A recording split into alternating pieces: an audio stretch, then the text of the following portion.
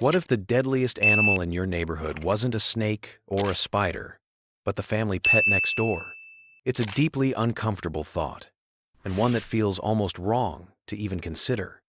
We see dogs as family, as loyal companions, as sources of unconditional love. And for the vast majority of the over 90 million dogs in the United States, that's exactly what they are. Each year, however, a staggering 4.5 million people are bitten by dogs. And while most of those incidents are minor, a small, tragic percentage are not.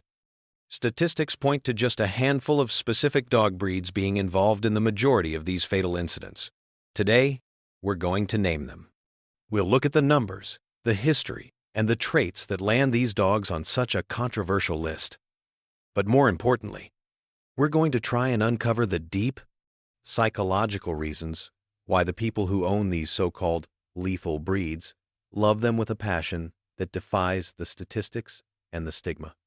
This is a story about data, but it's also a story about devotion.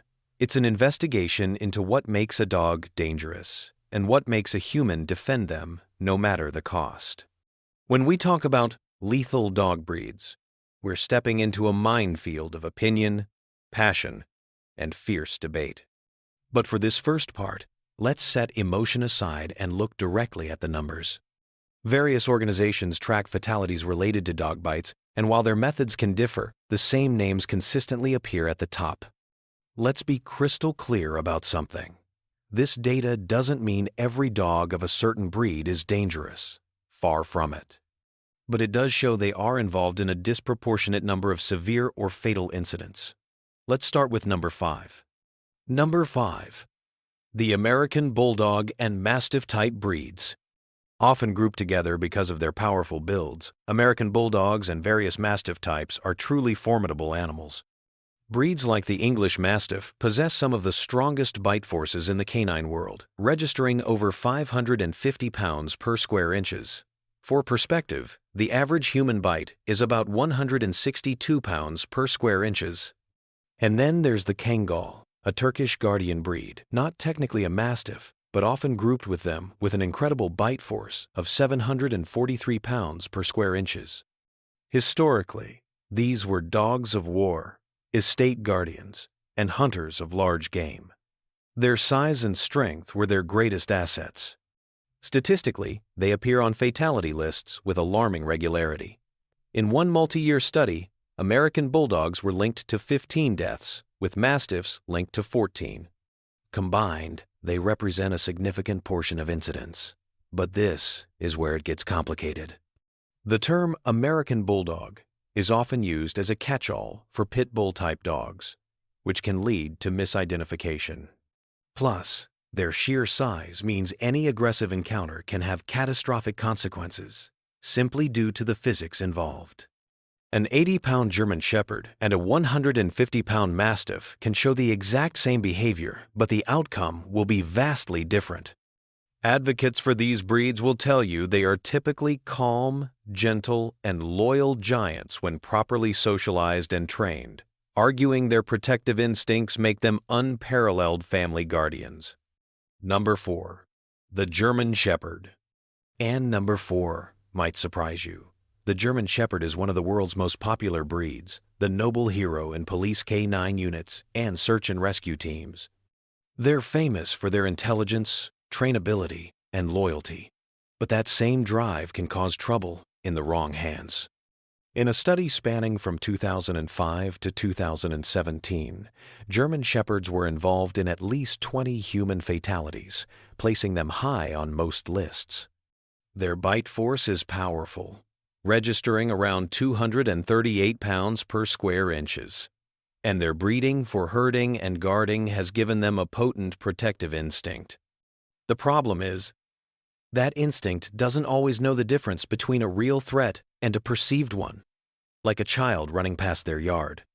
Experts point out that aggression in German Shepherds often comes from a lack of socialization, not enough training to handle their high energy, or even fear and pain. They are a working breed that needs a job. Without mental and physical stimulation, that brilliant mind can turn to anxiety and aggression.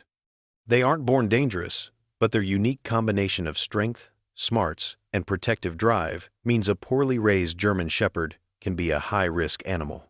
Number 3. The Siberian Husky. The Siberian Husky is another breed that shocks people when it appears on this list. Known for their stunning looks and goofy, high-energy personalities, they've become incredibly popular. But their history isn't one of a lapdog.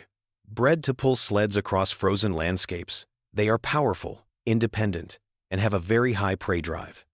While not historically seen as a major threat, their involvement in severe incidents has been on the rise. One study attributed at least 13 deaths to the breed, with other analyses showing even higher numbers when crossbreeds are included. The danger with Huskies often comes from a basic misunderstanding of what they are. They aren't typical guard dogs, but their independent nature can make them tough to train. That prey drive, honed over centuries, can be tragically triggered by smaller animals or even running children, and their incredible strength means they can easily overpower someone who's unprepared. Many fatal incidents involving Huskies happen after the dogs have escaped their yard and are roaming as a pack, a situation that dramatically increases the risk. Owners will swear by their loving and playful nature, but they are also the first to warn you. This is not a breed for everyone. Their need for exercise, secure containment, and management of their innate drives is non-negotiable for keeping them, and the public, safe. Number 2. The Rottweiler. The Rottweiler is a powerful, confident dog with a history as a cattle herder and guardian. Their imposing look and deep bark make them a fantastic deterrent, which is exactly why many people choose them for protection. But this protective instinct is at the heart of the statistics that place them as the second most lethal dog breed in the United States. Studies show Rottweilers were responsible for around 45 to 51 fatalities over various long-term periods, consistently accounting for about 10% of all fatal dog attacks. A Rottweiler's bite is exceptionally powerful, clocking in at 328 pounds per square inches. They are fiercely loyal to their family, which can sometimes cause them to see outsiders as threats. This territorial aggression is a well-documented trait, and several countries have even banned or restricted their ownership. But here, again, is the paradox. Those very same traits, loyalty, protectiveness, and intelligence, are what their owners love about them. Rottweiler fans describe them as devoted, trainable companions that thrive with early socialization and clear leadership. The data shows the risk is real, but it doesn't capture the thousands of Rottweilers that live their entire lives as gentle, loving family members. Number 1. The Pit Bull. No dog is more controversial, more feared, or more fiercely defended than the Pit Bull.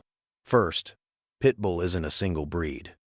It's a type, a label, that includes the American Pit Bull Terrier, Staffordshire Bull Terrier, and other similar-looking dogs.